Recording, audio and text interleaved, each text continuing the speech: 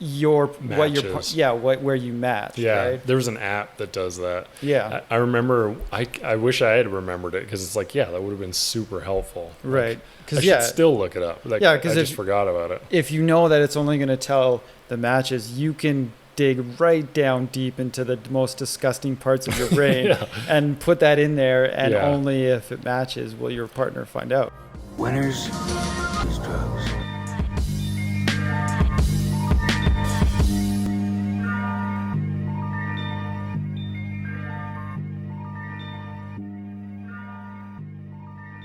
Visiting my grandpa.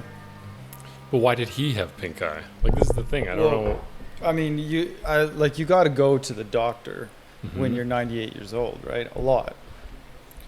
And so You think he contracted it in like a 100%, yeah. yeah. The last time I got pink eye is because the doctor I was going to, who I stopped going to for other reasons that were bullshit, but one particularly bullshit thing about this doctor's office is they had, in order to check in when you got there, Mhm. you had to use these like iPads that they had set up at the front. That's like, a terrible idea. Fuck you, yeah. That's a terrible Touch idea. a goddamn iPad screen in a doctor's office? Are you insane? Yeah. Right? I see, and I've always thought, even at restaurants, I'm like, how well are they cleaning these? You know, Yeah. like I forget that Thai place by your place, but Oh, yeah. yeah. Yeah, it's kind of garbage. But the one thing I wanted to say about pink eye, Mm-hmm. it's totally not that bad. Like, do you mean? Jesus. Like, I'll take pink eye over the common cold any day of the week. Really? Oh, 100%. Right? Like, it's like, think common cold, you have a fever, sore throat, your body aches, you want to lay in bed all the time. Pink eye, your eye's a little itchy. Oh, see, fuck that. It's like, fuck that. honestly, it's the easiest cold you would ever have. Yeah. I think the reason why we're so terrified of it is because we all get it as kids. And the thing with getting pink eye as kids is the drops. As a kid, kids hate the fucking Right, drops, that's right? true, yeah. We're all traumatized from having to put Right. drops in our eyes. It's not the actual illness that Right. bothers Yeah, us, because right? yeah, you don't care as an adult at all. Yeah, about putting drops in your eyes as an adult is no problem, right? I learned that I think we maybe talked about this before, but like you would have been turned back at Ellis Island if you had pink eye. Oh, really? Yeah, that was one of the criteria. Like, they Oh, wouldn't- really? Oh, like imagine coming on like over on a boat for like weeks, and then Yeah. it's like, sorry, sir, you have pink eye. Right. Time to go back to fucking Europe. That Yeah, would yeah. suck ass. Yeah, I mean, I don't know. I mean, I guess there are various reasons for it. Mm-hmm. Like, I clearly had a viral infection, right? But there is a bacterial version of it. Okay. You can also get pink eye if you have like certain STDs. There's You've been getting around, Jason. Yeah. Is that, I hear your grandpa story, but I'm skeptical. Yeah. Yeah, or like, so I don't know all the reasons. The doctor I went to was kind of I don't know what he was going through his head. He asked me a bunch of questions and then told me to go to the emergency room. Okay. That was his recommendation. I was like, fuck that. This is pink eye. Just give me the drops, Yeah, right? absolutely. I had a doctor like that. When you know what it is, and you're Yeah. like advocating for yourself, and the person's like, no, I'm right. And it's like, you eventually get to your one, that's like doctor over. Like you're just Right. like, Oh, yeah. you fucking moron. Like your ego or whatever got in the way here. Yeah, Like- yeah. And I only went to this guy because I wanted like a drop-in thing. And Was it a Medi Center? no, this is like a drop-in, like a new drop-in Oh, okay. near my place. It still wasn't technically a drop-in now because for some reason, and I don't really understand why, but all drop-ins are currently closed. Probably because they just, yeah. Like some COVID reason. It's one Yeah. of those like they're doing this because of COVID, but it doesn't really make any sense. Even Well, last I heard we had like 108 cases. yeah, It's like, big deal, right? yeah, it's time to Well, open shit up. even without like, well, I guess because you don't want a bunch of people sitting in your waiting room is Yeah. the reason they're not doing it. I don't know, but Well, you could still have people like line up outside. It's fucking Yeah. summer. yeah, totally, Yeah. totally. Okay, what's this phrase that you don't like? So the when you want to hang out with someone, let's say, right, and you're gonna text them, and you say, "Hey, are you free tomorrow?" Mm-hmm. Don't you think that's kind of a bullshit way to ask that question? Well, I am one of those people, so I'm Right. trying to think, why is this bullshit? Like, I can't even think of the. Because being free tomorrow isn't the only reason the person wouldn't want to do the thing that you want to do with them, right? So by starting with "Are you free tomorrow?" you're preemptively stopping them from having an easy out if, say, they just really don't want to do the thing that you're suggesting, right? Okay, so that's the difference. So Yeah. when I ask, "Are you free tomorrow?" if someone said, "I just don't feel like it," like I would expect my friends to give me an honest answer. Do you know what I mean? Yeah. So it's not like a setup so that I can for sure like rope. Like I've never understood the idea of roping people into hanging out with you.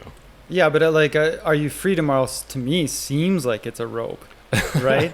Only because of your inability to say, I'm actually free tomorrow, but I don't feel like hanging out tomorrow. Yeah. I prefer to hang out and be introverted by myself. True.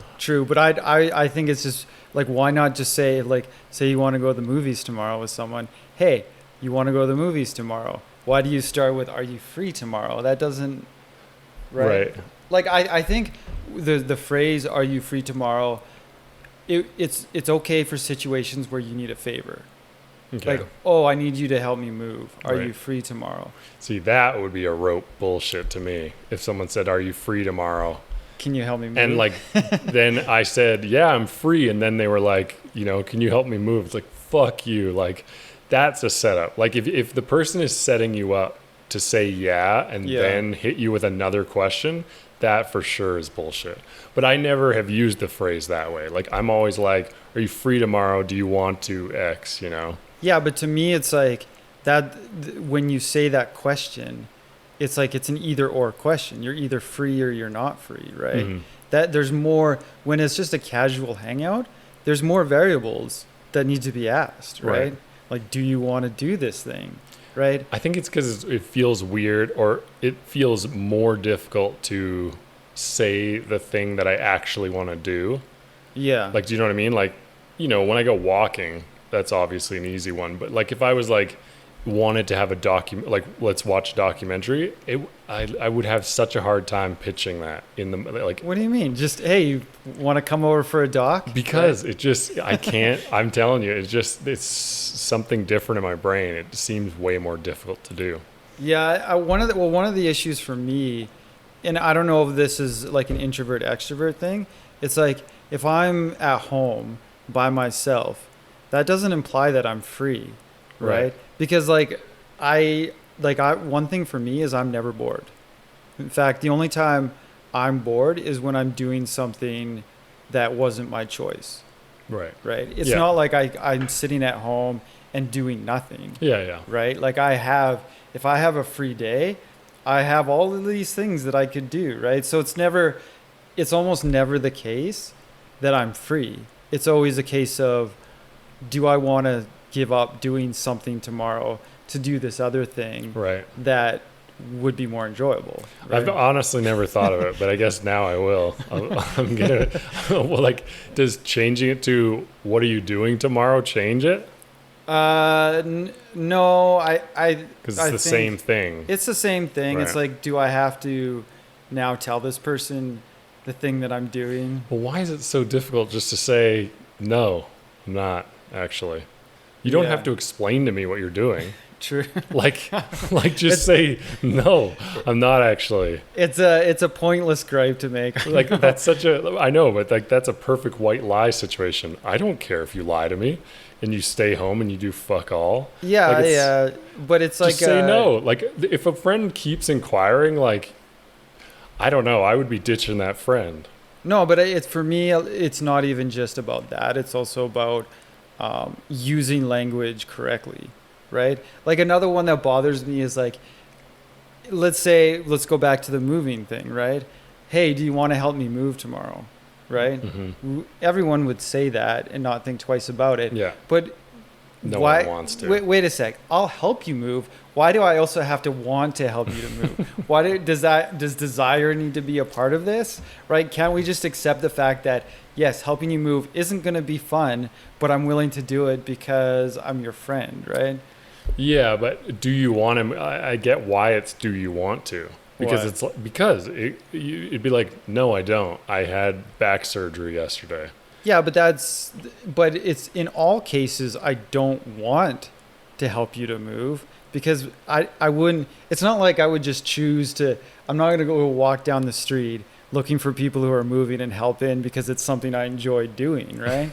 It's something I would do to help out a friend because, I'm happy to help out, right? I guess you could say I want to help friends. But this goes back to the like your expectation of the, because it's like, to me it's giving a person an out, I only want a person coming over to hang out if they want to hang out, so I only want a person that's going to come help me if they want to help me. Yeah. Do you know what I mean? So like, would changing it to do you want to help me move tomorrow change it? No, I just feel like it's asking too much for me to have to also, not only do I have to help you move, but I also have to like desire to help you move. It's like, fuck the desire. Oh my God. This is one of the weirdest things we've ever talked about. I can't believe how different our pages are. I think it's because I really don't think this much about how stuff's worded. Yeah, I know. But it's like, I guess it's not so much with friends because like, I actually kind of do want to help my friends out, right? But when it comes to like sort of family, and I'm not saying I don't want to help out my family, it's just that I get a lot more requests for things from my family. So at some point, I do lose the desire to help them. And I wish they could just acknowledge that what I'm doing is not being done because I desire it. I do it out of a sense of duty to my family, right? I kind of want that acknowledgement made. Okay. And by saying it, like, do you want to mow your grandfather's lawn for him? It's like you're taking the inconvenience out of it, right? Right. Yeah, I never thought about it. Yeah. I don't know. It is like that. It is like your friend that moves every 6 months. It's just like, at some point you're like, fuck off. Like, this is too much. Like, hire movers. Yeah. Get out of here. Well, that's the thing. I remember seeing like a TikTok about that. It's just like, it took me until I was 30 to realize hiring movers worth it. Oh yeah. Just yeah. worth it. Like, it wouldn't be worth it for me. I have so many fucking plants. But like, if you can box everything, why are you doing it yourself? Like, yeah. Well, I mean, for me, I think the one thing that I enjoy about getting older is that it's now socially acceptable for me to hire movers. Right? Because I fucking hated asking people to do it. But it was always like, well, I have all these friends who can help me. I should get them to help me. But now I never could. Yeah. It sucks to ask, right? Yeah, I don't like asking for things. So asking for a thing that I know people hate, it's like, this is never going to happen. It's like, I'm going to take 9 carloads over, like over a period of a few days. Yeah, totally. But I mean, now being in my 30s, it's like, my friends could, slip a disc or something helping me move. So it's just not worth it. I'll just pay for movers. Fuck it, right? I wonder how much it even is. Like, it can't be too much. I don't know. Like, even if you're worried about the amount it is, what you can do is go on Kijiji and get somebody who's offering that, say you'll help out and get a deal. I've actually done that before. I was the movers once. Oh, really? Yeah. Me and my friend didn't have framing contracts for whatever reason. He's just like, we're going to be movers tomorrow. I'm like, what? Yeah. And I was like, how's this going to work? And it was, Craigslist days. And like, some lady was like, yeah, I need 2 movers, and like paid us. It was weird. I mean, that's how it is, right? Yeah. I guess that's all it is. Just you have an available body. Yeah, I mean, and I'm not really that crazy about the way people phrase it, but it's just something that I think about, right? Yeah. Does it matter what you're productive about in life as long as you're productive and happy? Um, does it matter? Well, like in the sense of what are you trying to accomplish, right? Okay, so let's say something ridiculous like you feel productive building a model of the world in Minecraft, Yeah. Yeah. right? And you spend every waking hour doing this and you get paid like Twitch stream or whatever, Yeah. right? Does it matter that it's just like this pointless or seemingly pointless, Well, not actually productive? I would say that it doesn't matter if you want to build a world in Minecraft, that's fine. But in that scenario, it also doesn't matter if you decide to do nothing, if you're not productive, right? Mhm. Like in that case, neither of those is better than the other, right? Being productive does matter if you want to accomplish something. Like it's not the act of being productive, it's what you're trying to accomplish that matters, right? I don't know if that's true. I think like when people are not productive, they get quite unhappy. Oh, maybe. Like if you're Yeah. just passively, as you said, sitting around, like if you're Yeah. always watching TV, for example, you're going to feel awful, like because you're literally not accomplishing anything that day. Yeah. Like But- I guess you could argue you're trying to get to the end of Netflix, but it's, Yeah. Oh, yeah. I know exactly what you're saying. I'm actually probably one of the worst offenders of like having that guilt if I'm just sitting around doing nothing. But I wish I didn't. I wish I could just sit around, do nothing, and be perfectly happy mm-hmm, to do so. Right. mm-hmm, I mean, to me, it's like, Buddhism as a religion.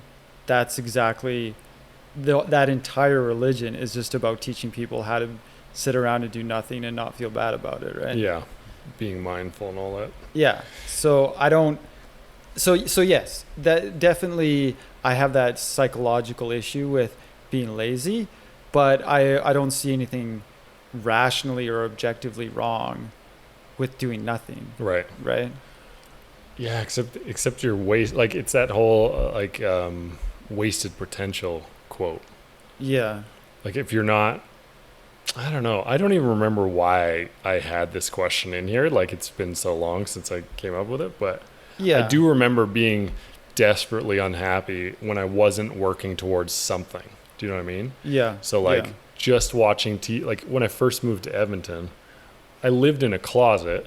It was shitty. Like I just watched TV all day, every day because I was literally starving at the time. And like, yeah, that was like the worst period of my life for sure. Mhm. And like now I know being like even working towards what, I consider like bullshit goals, like I'm going to have the greatest indoor jungle ever. It like works as far as like making my brain feel content about finally getting to the end of the day and, being able to sit around or whatever. Yeah, but I Right. think that to be productive and to be satisfied with what you're doing, there needs to be a goal in mind, right? Something that you want to accomplish, Right. right? I mean, I talk with my girlfriend a lot about this, right? Because she struggles with productivity issues, and it's like, think about more about what you want to accomplish. Don't think about this. Don't like if you're sitting there doing nothing and you feel this, oh, I need to be productive. That's a pointless thought to make. You should be thinking about like, what do I want to accomplish? And then if you need to be productive to accomplish that thing, it seems like it's an easier move to make, right? Well, and I think that's one of the things they say to do is don't focus on the actual work because you will procrastinate in starting it. Yeah. But if you do focus on the goal, it's like, all right, I just need to get this done. I need to start doing this, Yeah, exactly. It's not as much of a mental barrier. Yeah, I mean, I think that that's actually not entirely true because sometimes focusing on the goal can actually sabotage me, right? Because it's just like it seems so far away, or it seems like I'm not getting close enough, Right. I'm not making enough traction, and so sometimes it's like the goal matters. You got to think about what you want. But once you've decided that, then you want to not think about it. You want to just do the work and not really think about Right. Just the wake up every achievement. right. Yeah. But have it in mind, but actually focus on the steps or whatever. Yeah, exactly. It's like that Seinfeld thing, like you know how he did the X like every day just to say that he wrote. Oh yeah. Like yeah. he's like, all I have to do is wake up and get another X. Like that's, you know, Yeah. like parsing it down to whatever tiny size. Totally. That's a good thing for creative people to think about, right? Like there was this one, I think it was on Reddit. There was this one guy who, he had this thought. He was like, I'm going to draw one picture every day for a year, right? And post it on Reddit, right? So he did this for a full year. And then when he was done, cause he became kind of a Reddit sensation. Like people were interested in what he did and stuff like that. So after the year was done, he did an AMA, right? And so somebody asked him like, what was the most surprising thing about doing this? And he said, he's like, when I first started it, I thought I was going to run out of ideas, right? Drawing a picture every day, like how many, like 365 different ideas. And he said the opposite happened. He said like a month in, he had too many ideas, right? Like they just started flooding in. Right. Because that's what his brain started to focus on, right? Yeah, totally. That's like when I first joined TikTok, I was like, my brain just went insane. Like if I ever think in a creative way, like I will start to watch TikToks definitely like differently because it's like, oh, I'd be able to do this to add on to that one, or I'd be able to do this to respond to this one, you know? Yeah, totally. Like, yeah. What do you think about achievement people? This is what I wanted to bring up last time. So like people, I feel like we're going to have different opinions on this one. Good. So people that are like, you know, I want to go hike Kilimanjaro. I want to go climb Everest. Yeah, right. Are they interesting people, or do they have to do interesting things to be interesting people?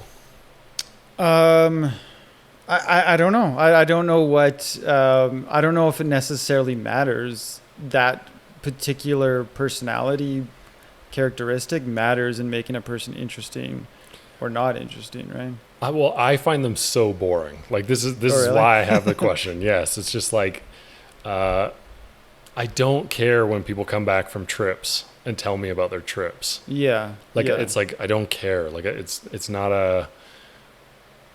I would rather they tell me like a cool conversation they had on the street, not the places they went to go see. You know what I mean? Yeah, well, I think that's a different, like you're responding to a different aspect of that person's personality.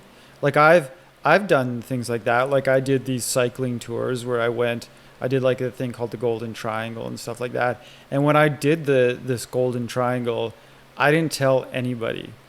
I was just like, oh, I'm going to go see my dad is what I told people. Okay. Right. And so I went and I cycled, from around this area in Canada, right? And I got back and people were like, how was your trip? And I was like, cool. Yeah, went to California. And I know, but that's how you should handle it. That's Right, my point. right. My point is the people that come back and tell me about the Himalayas are boring people. Yes. They have nothing else to say. Right. And I 100% agree with that. But the thing is, those people are doing those things to have that thing to talk about, right? But what if they didn't and they sat around working on their personality instead?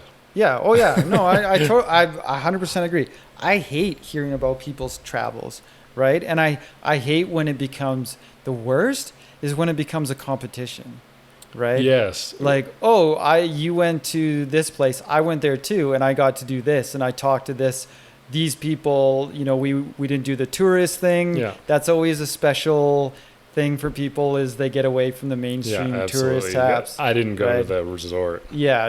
I went and I talked to this guy in this little cafe, and he told me this thing that, and it's like, fuck you, I don't care. Yeah, no, I just, like, Instagram is the thing that really made me think about people and travel. Like, I like that everybody is just going to the same spot and taking the same pictures because they're outing themselves as boring people to me now. You know, so it's like if you go to that same field of poppies, or like there's this building in LA that's like a pink wall and everybody lines up and takes a picture. It's like, I can't imagine wanting to do something that other people have already done, for one. True. Like it's just like, it's like I wouldn't feel original in any way. So it's like, yeah, I'm at the pink wall, but like, who gives a shit? Like, someone already did that. Like, go find a fucking wall with graffiti or something new, you know? Yeah, well, I mean, just traveling to me is fun, and definitely people should do it, but don't do it so you can advertise that you're capable of doing this thing. That doesn't make any sense. First of all, it doesn't impress anyone, and the people that it does impress, honestly, I feel like the only reason why traveling is impressive to anyone, because it speaks of the financial resources to accomplish this thing. It's clearly an economic class flex. Yeah, right? I for sure would travel the world if I had $1 billion. I have nothing else to do, right? It's like, yeah, cool. Yeah. I argued a lot with my cousin before, actually before I lose the thought. So Facebook early on, right? Like I can't remember when I was on Facebook, but they had like a world map that showed where you had traveled. And I do remember people being very competitive about like, I'm at 56 countries, I'm at blah, blah, blah. And I'm just like, I don't care. Like, I don't care. It's just like, I will never ask you about your time in India. I will never ask you about any of the places you went to. It's like, I don't care. I remember having this discussion with my cousin before she left, I think it was South America. I was like, she was talking about how she really wanted to be in the experience and blah, blah, blah. And I was like, don't take your camera. Don't take it. Yeah. You know, it's like, go experience it. You don't need to show anybody. Go be there, you know? And she's like, no, I gotta take the camera. Yeah, I gotta take camera. I like to, when I'm traveling, I do like to take pictures, but the reason why I like to take pictures is not because I want to show people. It's because, you'll forget. No, like what it does is it makes me look at the environment with more focus, right? If I don't have that goal of like, oh, I want to capture a cool photograph, then I'm not paying attention to my surroundings as much. Oh, okay. Right? It works oppositely for me. Like really? For me. Yeah. I remember when I was on Instagram, for example, I was just doing walks and whatever. And I started to realize am I going for walks to get the picture or because I like the walk? Yeah. Do you know what I mean? Like, I didn't like that it was like, it felt like chasing and that's likes or something. Yeah, that's what my dad says as well, right? He's like, you should just be in the moment. Like, the camera is a distraction from truly experiencing this particular place and time, right? Yeah. I guess that's maybe true for other people. For me, it brings me into the moment. It makes me notice things that I wouldn't otherwise notice. Like, oh, look at that little thing on that wall and stuff like that. Is that a cool picture? I don't know. It just helps with that. All right. Fair enough. Yeah. We could talk about the Madonna whore complex. Do you have that? I don't know what that is.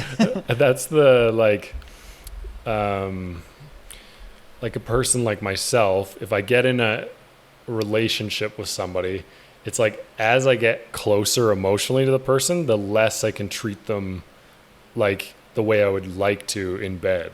Like they become like it's like it feels like you're hurting someone really nice. You know what I mean? Let you now know. Whereas like if it's a hookup, it's like I don't give a shit about this person yet. I don't understand at all how that works. Like, what do you mean? Like, what are you worried about with the person that you're in a relationship with?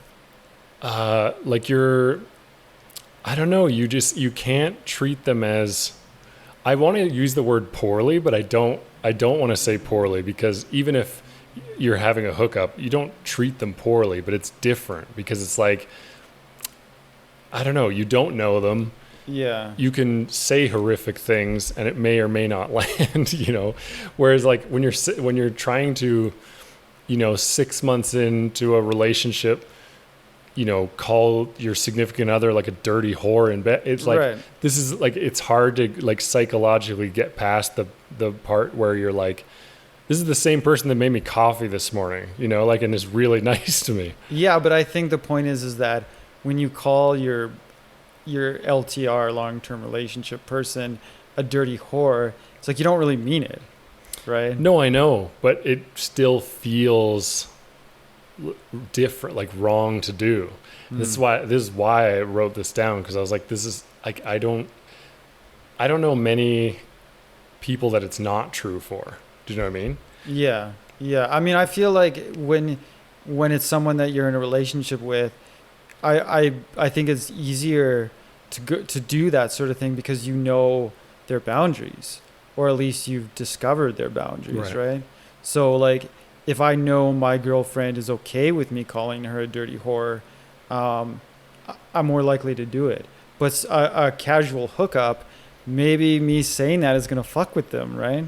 Right, but I think that's what's different. Like, so if you're just hooking up with someone, you're thinking a lot about what you would like to say or what you would like to do, or you're like really in the moment, whatever. Yeah. I feel like if you're in a relationship for a long time, you're less likely to want to try new things. Do you know what I mean? Like saying things out loud or whatever. Yeah, there is that. There is that stagnation that occurs. And maybe it's more exciting when you're having a hookup to do stuff like that, because it's like, this is a new person, stuff like that. But Yeah. I don't know. I mean, it's probably just a personal thing for me. It's like hookups were always a struggle for me because I was so unsure of like what was acceptable to this person. So it just detracted a lot from the experience, right? Whereas in a relationship, I don't have any of that doubt, right? Because So you know. yeah, so it lends itself to more experimentation. See, I never did, like, I am a hookup person in theory, but I'm not, because like, it's not worth the emotional risk that this stranger is going to say something terrible to me. You know, like when I hear comedians and stuff talk about their hookups and ones that went terrible, Yeah. like some of the shit that like those two individuals say to each other is like super, like I would never forget what that person said to me. Do you know what I mean? Like, Yeah. it could just totally fuck up my image of my body or what. Like, it's too dangerous to me to like invite a stranger in that way. Have you ever had like a hookup gone wrong? No, No? not at all. You? No. I mean, the times where I have had a hookup, I've gone away from the experience with like, I would have been better off just not doing that because it just wasn't enjoyable for me. Right. Maybe there was one that I really enjoyed, but that was with someone that I already kind of knew. Like they were just like within the friend group, Okay. and we just hooked up, and that was all. That's all it was, right? That was cool, but like the But you times, had some kind of rapport. yeah. The times like the few times I've gone to a bar and brought someone home, I would happily redo those days and just not do that, right? Well, see, and that's the other thing. I like now know it's not worth it to me to get involved with someone that's not kinky. Do you know what I mean? Like, yeah. sex is just not. It's like you're saying, like as far as the hookup, it's like it's not like I feel like I'm wasting my time Yeah. finding the right person for me. Do you know what I mean? Like, this is not going to get me to my ultimate goal, right? Yeah, well, we've had conversation on this podcast before about what it's like for someone who's kinky to be with someone who's vanilla, right? And you said that it's basically as devastating to the relationship as any sexual incompatibility, right? Like, it's just not going to work. Yeah. So, I mean, that makes sense to me, right? Yeah. I mean, unless someone is there's probably people out there that want to be kinky. They're in a vanilla relationship, and that's just, they've never gone to that place. Yeah. So they're okay with it because it's like their own, it's their own limitations that have stopped it, not their partner, right? Yeah, and that was honestly the case with most people that I've dated. Do you know what I mean? They were with vanilla dudes, and then were like, "Oh, this is different." You know? Yeah. Like, I might be into this, and like, yeah, it like I remember you talking about it being a, you know, kinks need to be a progression, or was that porn specifically? No, we said the argument I put forth was that kink is a progressive Right. thing that occurs. Yeah. Right. And I like those examples are ones where you would say those are progressions, but to me it's just like unlocking what was already there. They just shut that shit down while in a vanilla whatever, right? Right. Because they, you know, there's a lot of guys, like I have a lot of female friends, and there's a lot of guys that are very intimidated by kinky girls, for example, Yeah. who are just like, they will run from the situation like entirely, because it's just like, what the fuck? Like I'm going to be terrible. I don't even know the mindset, but like there's a lot of people that just find it very intimidating for whatever reason, if you're into kink and they're not into kink. Yeah. So like, I'm not even sure how you really end up with vanilla people other than like a hookup that turns into a relationship. Yeah, like the one idea that I heard about, and I don't know if this is actually there probably is websites like this, but I don't know of any specifically, but there was one I remember hearing about where both partners could sign up for the website. It would ask you a bunch of questions about what kind of kinks you might be into, right? And then it would only tell where you match. Yeah, right? there was an app that does that. Yeah, I remember. I wish I had remembered it, because it's like, yeah, that would have been super helpful. right. Because I should still look it up. Like, because I just forgot about it. If you know that it's only going to tell the matches, you can dig right down deep into the most disgusting parts of your brain and put that in there, and only if it matches will your partner find out. I remember seeing that video, like a demonstration of it or whatever, and this couple was just like, I had no idea you were into that. We've been married for like 9 years and we've never tried that thing. And it's right. Yeah, that's exactly who it's for. I've finally figured out, I think, so you know who Nikki Glazer is, right? The name sounds She's familiar. a comedian. All right. Anyway, she's definitely kinky and like always talks on podcasts about what she's into. There's this new lane of like women that are not bisexual, but really like their guy sleeping with other people. So they're called, she thought it was called hot husband, like in response to hot wifing or whatever. Yeah. But it's actually like she's a cuckqueen. Like it's different. It's like she likes to be cuckolded, you know, whatever. And it's like, I now think like, how many people are actually like that? Because it would work for a lot of guys, right? Like, it's like, it solves the issue of wanting to always, you know, we have this biological thing that's like, let's spread our seed and shit. Yeah. And it's always like going to be a pull. And like, that's why monogamy is like a real, like a person should be flattered by that. Cause it's like, I'm willing to shut down this biological thing of mine to be with you and to keep this, you know, committed. Right. Oh, that's a good way of looking at it. Yeah. But I also, it's like Dan Savage's thing. Like, he's like, cheating should not necessarily end a relationship. Because it's like, cheating happened one day out of your 10 years. Like, you know what I mean? Yeah. And I get that. I understand the betrayal thing. It's like, I would never be able to do it to someone myself. But like, I understand why people would want to get over that. Because it's like, he always gets people to try to think about the whole picture. Like, what are you giving up by being, like, continuing to be hurt by this? You know? Well, I'll take the counterpoint on this one and say that it's not about being hurt. It's about whether or not you can trust the person, right? Like the reason why cheating would probably end a relationship for me is because I don't want to be jealous, right? I don't like jealousy. I don't like feeling jealousy. And if I can't trust my girlfriend to be around other guys, then I'm going to feel jealousy, and I just don't want to be that person. So I'd rather just end the relationship and find someone that I'm not worried about. Right. Right. But what if you've been together for like 9 years? Well, It's like I you mean, never had to worry for 9 years, and then it was just like one slip up. yeah, I mean, I guess that might change the equation. It would really come down to whether or not I can trust the person, right? If I feel like, oh, there was a trust was broken, but it's fixable, then sure, right? I'm really not the person at all who like feels like if I get cheated on, it attacks my manhood, or I gotta like, you know, Yeah. it's disrespectful, or like I get people are human and they make mistakes and all of that.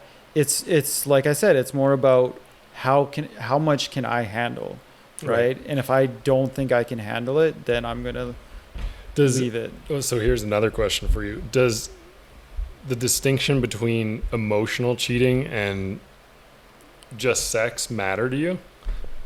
Well, what would be emotional cheating? Well, so like there's people that get really close emotionally to a platonic person, and like the person in the relationship is jealous about how close those two are. Yeah.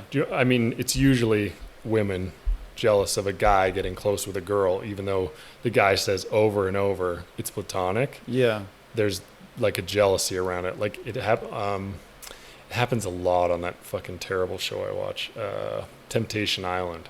It's like Never seen it. it's just Sounds the horrible. trashiest trash. It's so great. So couples go to this island, like 4 couples go to this island Yeah. to test their relationships, and basically they bring in 20 singles of the opposite sex, and they all live in a house, Right. right? And like the couples are split into 2 different mansions, and so like they don't actually get to interact over this 2 or 3 weeks or whatever it is, and so all these singles are trying to like get to know them and whatever, right? Yeah, yeah. It's you know, you would think just because like I, you know, self-identify as a robot that my insecurities would be more around emotionality, but it's not actually. I feel a lot more confident in my ability to satisfy my partner emotionally than I do physically. Okay. So it would be a physical cheating that would bother me more than emotional cheating. So. See, and I'm exactly the opposite. I'm like, I could forgive someone stepping out on me if they just fucked a dude, but if she was like, he's the coolest guy ever, it's like, oh fuck you, like, Right. like it's like that's different. Like it's Well, how do you attribute your distinction between those two types? Like, what's causing that for you? Because it's just it's like that's where it hurts my ego. Do you know what I mean? So like a girl stepping out on me just to sleep with someone else, I'm like, it doesn't hurt my Yeah, ego, exactly. because I'm just like, no, that's what I'm good at. The other part, I don't think I'm that cool. I don't think I'm that nice a guy. I don't think I'm Right. worth shit, right? So if I see this other guy that to me is like all together, has some great job, lives, you know, in some mansion, it's like that's going to definitely like linger in my brain forever. Yes, and so it's literally the exact same reason as Yeah. mine. It's just in a different way. Yeah, It's I like, guess- where are we confident? Where are we insecure? Right. That's the crux of it, and that's why I bring it down to jealousy. Right.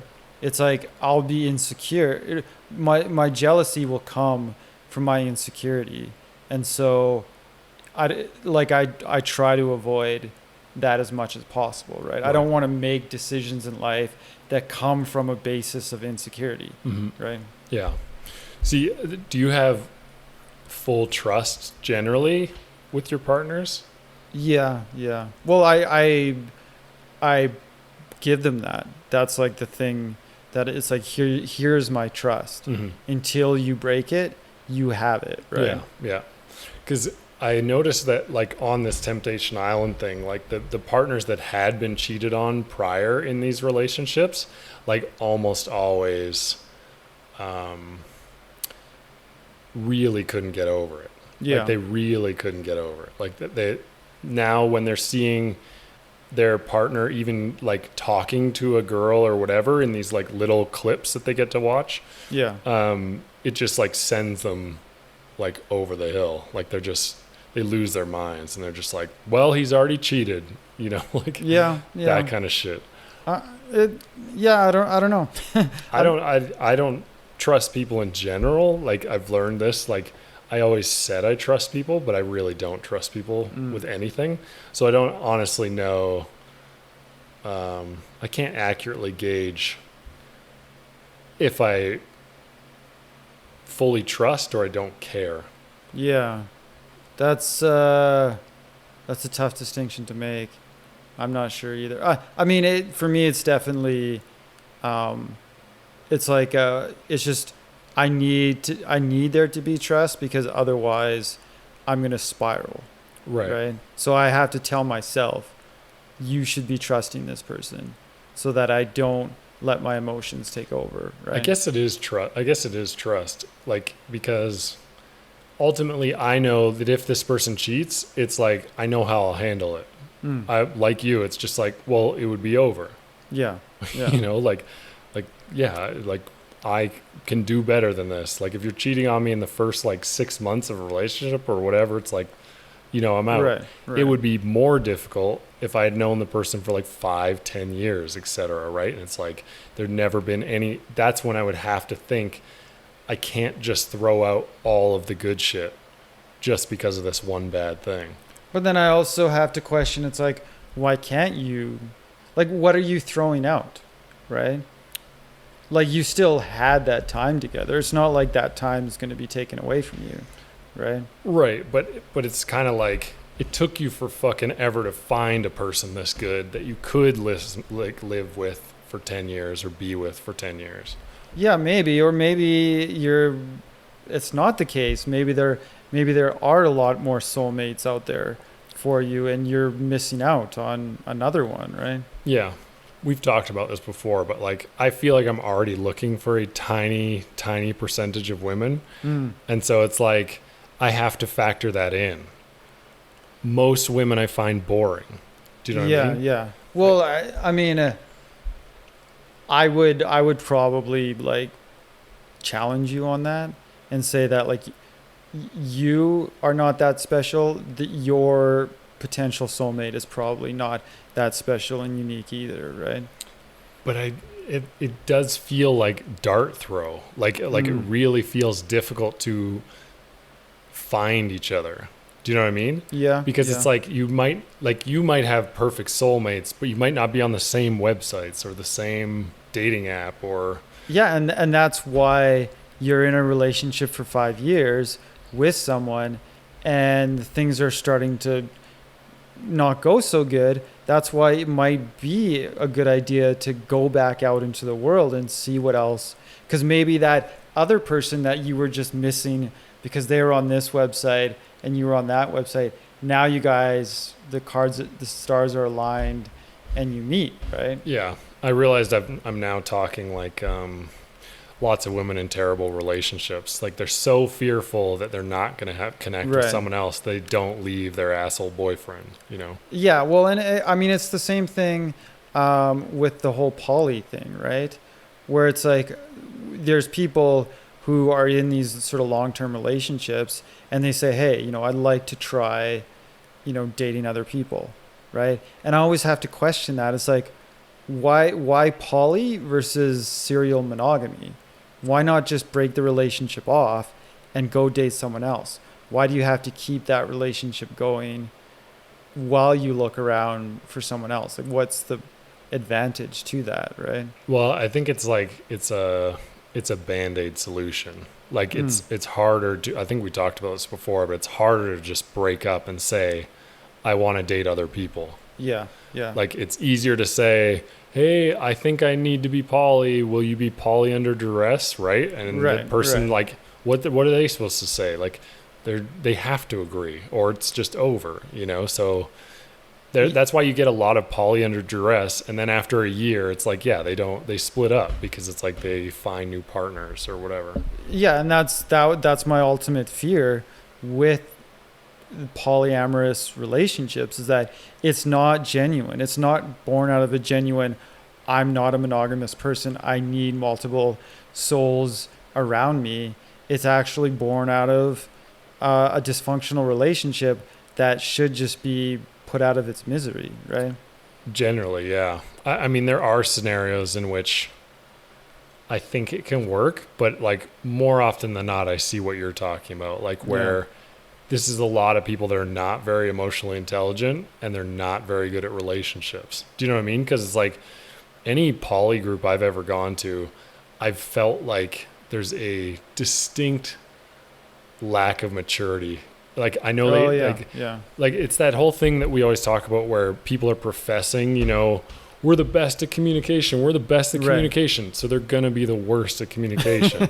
Like it's always the opposite. And like, that's what the poly community says. Right. And it's like, I was instantly bothered, like at a poly party, like I left after like maybe 7 minutes. Cause I was just like, I am not like, it's not even that like nobody's here. I ended up dating one girl from it, but like I hated the people. Like I hated the people. Yeah. Like I was like, this is gross. It feels like a bunch of people that just, you know, are fearful of committing to just one person generally. Yeah. Like I can see there are circumstances where your lives are so intertwined that it makes sense, right? Like particularly if kids are involved, right? It's like, oh, keep the family together for the kids' sake. Let's date other people. That I understand. I still think it's possible. Like divorce happens all the time. It's not the end of the world, but I can see why people might decide that that's preferable than to break up a family. We're talking about two different things though. You're talking about open marriage. Yeah. Like Exactly. poly to me is different. Like people don't generally want to get married. Like it's like that is a fear, right? Yeah. They get poly married, or I forget what it's called.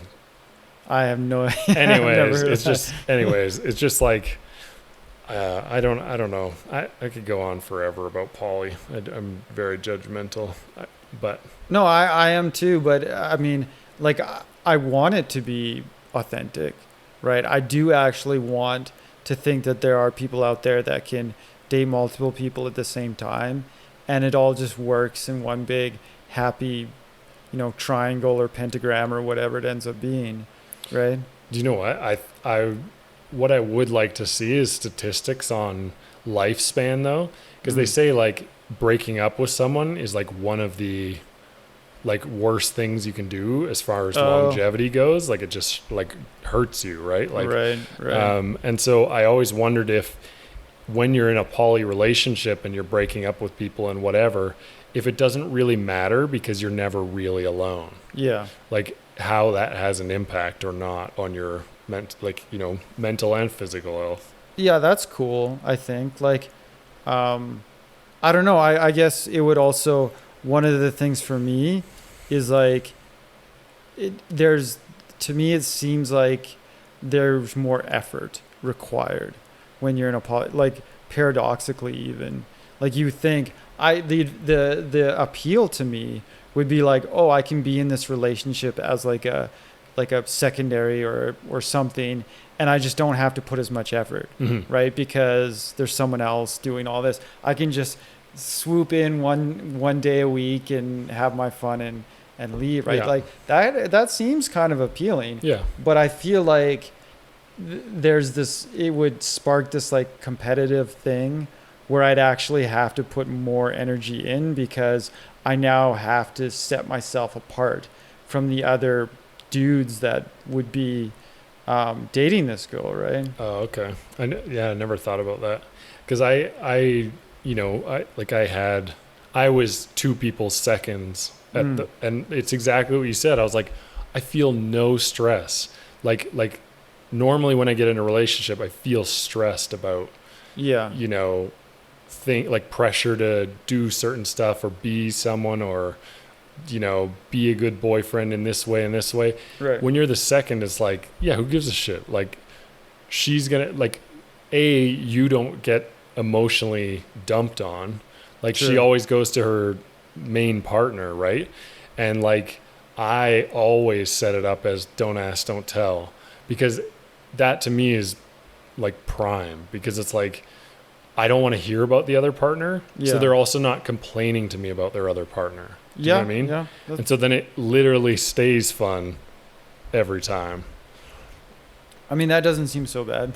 I think I still don't think it would work for me because even though I am an introvert and I do really enjoy my alone time, it's like I don't enjoy it as much as I thought I did. And having my partner with me is actually really enjoyable. Mm-hmm. So it's like I feel like I want that more than I would get it if I was like a secondary or something like that. Right. Yeah. And that was a problem. Like I was like, I need to find a third person. Like, because this isn't taking up my whole week, and I would like it to take up my whole week. Do you know what I mean? Yeah. It's like instead of having one partner all the time, it's like you have 3 partners. It's like, oh, Tuesday, Thursdays is this person. Wednesdays is this person. It definitely makes it exciting, but it is like way more complicated because you are dealing with people at the end of the day, right? So it's like emotions do come into it and whatever, right?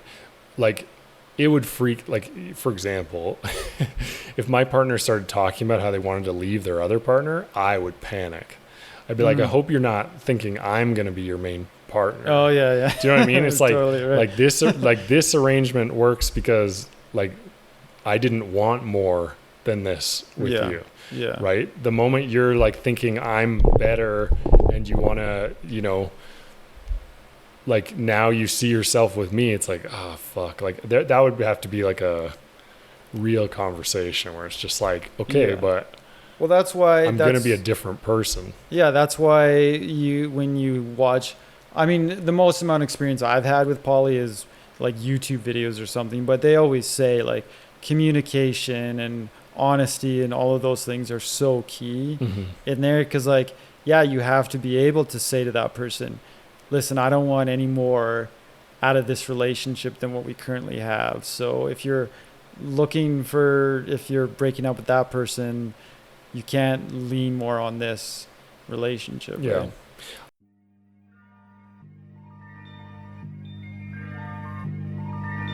Thank you for listening to the Winners Do Drugs podcast. If you'd like to get in touch with us, you can reach us at winnersdodrugspodcast@gmail.com, or you can visit our subreddit, Winners Do Drugs Pod, on reddit.com.